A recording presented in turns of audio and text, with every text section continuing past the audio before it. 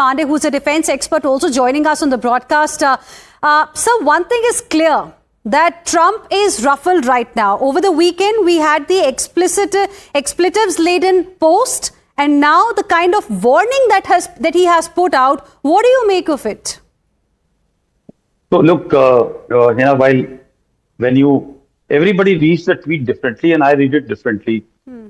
Firstly, the first line he's saying when he says that the whole regime will die implies, and then he adds eventually that 47 years of extortion will finish, a better regime which is much more softer and better thinking will come back. I look at it that there is something which is going in the background channel which we don't know. There is an engagement, and I'm not looking at Mostaba as a part of the engagement. I'm also not looking at IRGC. It is trying to nudge this strike, which has come about 12 hours earlier, is trying to nudge some people to take a decision tonight before the ceasefire deadline gets over. So my reading is this: it is not about rhetoric. It is about messaging. It is messaging the world. It is also messaging the two segment of people which are right now in a newer, much more pliable, amenable regime which has come about.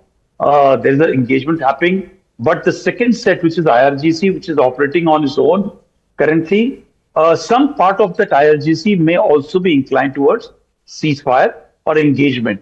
So what happens is, when you are carrying out such an operation, eventually from the IRGC side or from Iran side, also there will be two segments which will be carrying out talk at variety of level. It doesn't happen when the war stops. Are you trying to suggest that perhaps he's opening a window of opportunity there?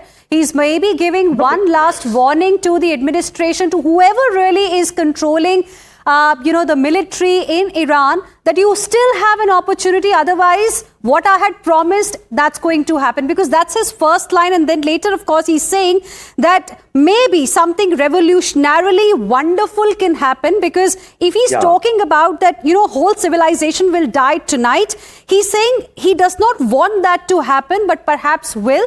But still, there's an opportunity. There's a small window that is available.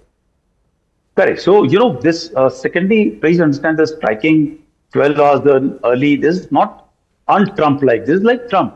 This has not happened first time. Midnight Hammer happened 2 days earlier. This current operation start happened when Omanis were discussing. It happened about 24 hours earlier. Right. This has happened a number of times. I'm very sure Iranians were, I was waiting, like yesterday night when I was on your channel, I was quite sure that this is going to happen much more earlier. Okay. And especially when that midnight thing, that conversation happened, please understand that very detailed debriefing about those rescue operation was carried out. Right. It was not about the rescue operation. Okay. It was about telling the people of Iran, preparing the world for two options. One is they will escalate and escalate badly.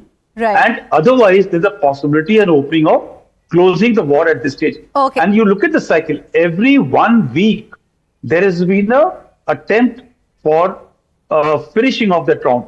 When Iranians have not come on table, then escalation has taken place. So request you to... Okay. So I'm just interrupting you there. At the level of request you to please stay on with us. In fact, let's once again read out for our viewers what exactly has US President Donald Trump said. He has put out this post just now, around 12 hours before his deadline to Iran ends. And this is what he's saying. He's telling Iran and the entire world, a whole civilization will die tonight, never to be brought back again. It's a warning. It's a clear-cut warning that he has given again. He said this before, but not in as many words. Then he says, I don't want that to happen. He says, but it probably will. So he's also trying to give an option, as Lieutenant General D.P. Pandey was mentioning, to Iranians to pay attention to what he's saying, to his words. However, now that we have complete and total regime change, where different, smarter and less radicalized minds prevail, maybe something revolutionarily wonderful can happen. Who knows? He's asking. We will find out tonight one of the most important moments in the long and complex history of the world. 47 years of extortion, corruption and death will finally end. God bless the great people of Iran. So this is the latest post that has been put out by US President Donald Trump. There are several implications. People are reading this post in different ways. And Srinjoy Chaudhary, my colleague, continues to be with us at this point in time. Lieutenant General D.P. Pandey is also live with us right now. Srinjoy, there are a couple of messages here. Yes. It also can be seen as a pressure tactic because just see how Iran had responded. When Trump threatened to blow up bridges and power plants, at that time, okay, we have some breaking